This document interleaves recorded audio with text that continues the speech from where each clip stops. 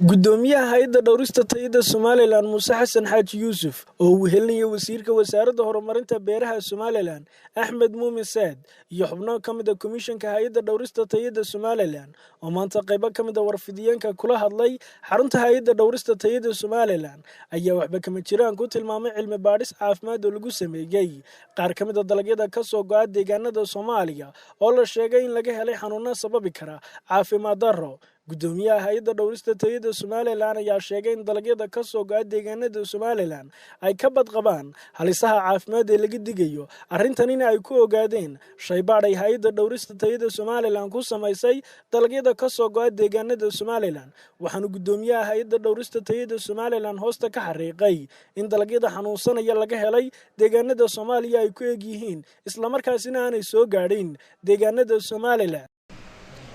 arrintan oo la xidhiidha cilmi baadhis lagu sameeyay cuntada dalka laga cuno ay ku nool yihiin dadka Soomaalida cuntadaas oo ahaa dhowr shay oo kala duwan oo cilmi baadhistani ay intay ka ururiyeen dalka aynu jaarka nahay Soomaaliya Muqdisho caasimadiisa ay ka ururiyeen dabada cilmi baadhis laga soo saaray taas oo la yiri waxa aad iyo aad ugu badan wax la yiraahdo mycotoxins taas oo keeni karta xanuuno badan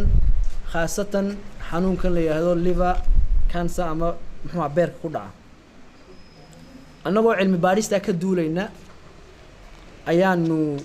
ka wada shaqeynay wasaaradda beeraha sidii aanu itemada ama shayada la soo baaray aanu suuqa Hargeysa intaan uga qaadno anaguna soo baadhno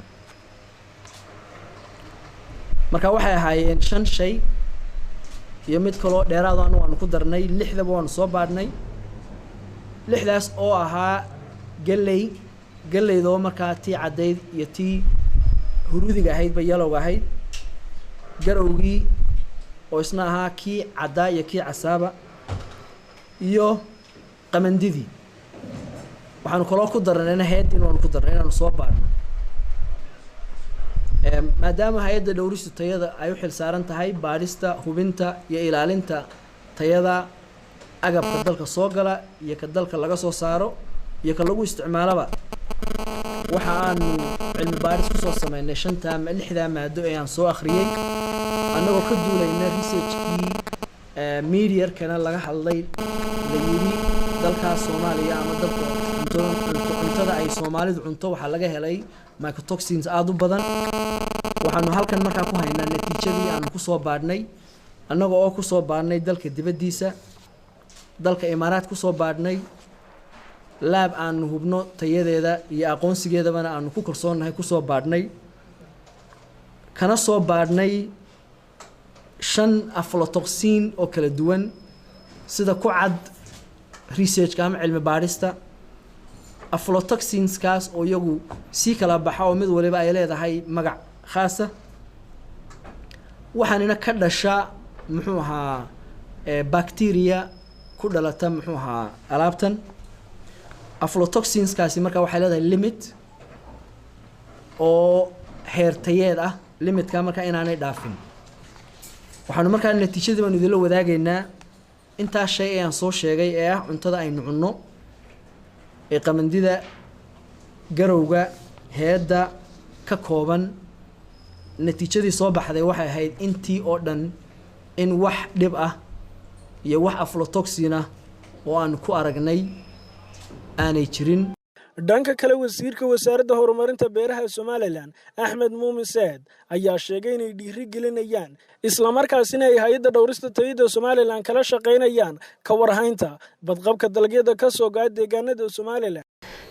sida uu gudoomiyuhu runtii inoo sheegay waxa muddadii u dambeysay muddo kooban inaga xigto runtii